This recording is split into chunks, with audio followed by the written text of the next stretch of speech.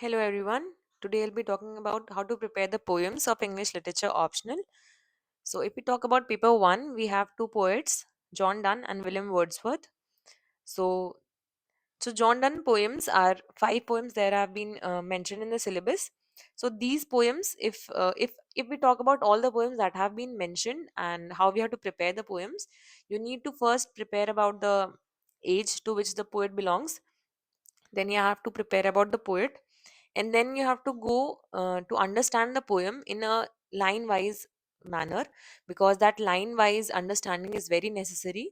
You need to understand every line which have been mentioned in the poem and why is the poet using those sentences, and the concept of the poem will be clear only if you go in a detailed understanding of the poem.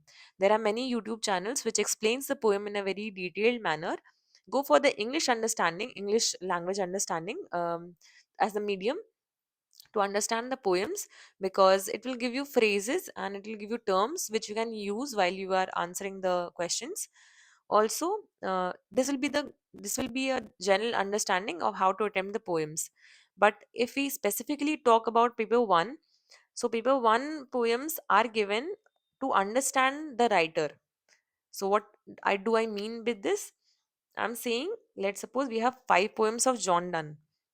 So these five poems have been given to us to understand the writing style of John Donne, to understand what John Donne actually meant with metaphysics, and what is his ideology of the world, what is his writing style, and what is his uh, philosophy.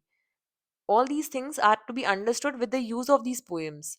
There is no reference to context in paper 1, as which is mentioned in paper 2, but paper 1 does not have any reference to context, so you do not have to memorize every line of the poem. You just have to learn some of the phrases so that you can use them in the answers. Same goes with William Wordsworth.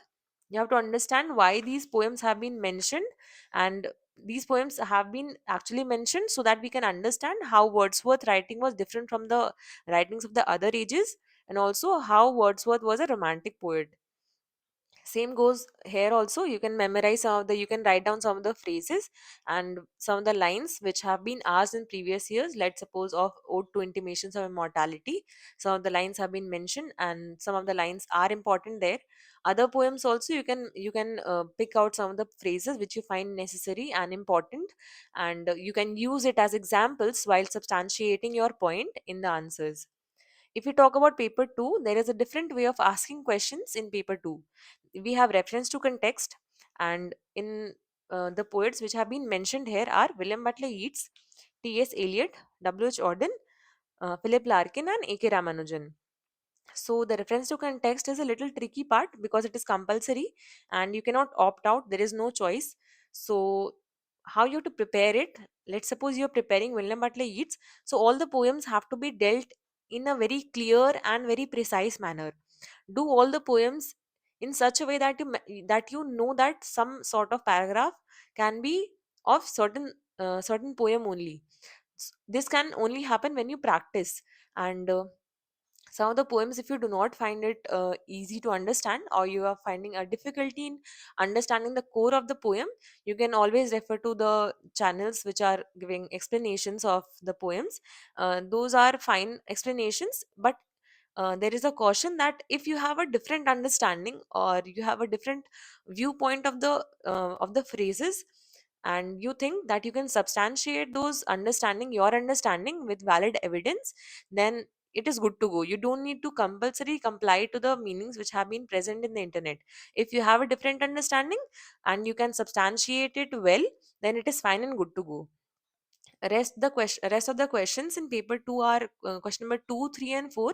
So these 2, 3, and 4 questions are asked similar to paper 1 questions of the poems.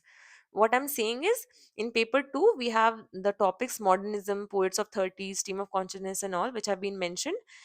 So in question number 2, 3, and 4 of paper 2, the questions are framed in such a manner that the topics like modernism and all, and the writer, and the poems all are combined together, and your analysis of the ages and the writer and the poems is basically tested there. So you have to get a clear understanding of all the things which have been mentioned.